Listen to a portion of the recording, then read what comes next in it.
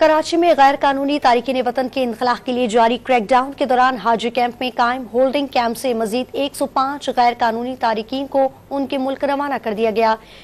इमरान हफीज की रिपोर्ट देखिए। मुल्क भर की तरह कराची में भी गैर कानूनी मुकीम गैर मुल्कियों के इनखला के लिए क्रैक डाउन जारी है। कराची में इतवार को सुल्तानाबाद होल्डिंग कैंप से मजीद 105 गैर कानूनी गैर मुल्कियों को 2 बसों के जरिए चमन बॉर्डर रवाना किया गया। सुल्तानाबाद होल्डिंग कैंप से वतन वापस रवाना किए जाने वाले गैर कानूनी गैर मुल्कियों में 21 खवातीन, 55 बच्चे और 29 मर्द शामिल हैं।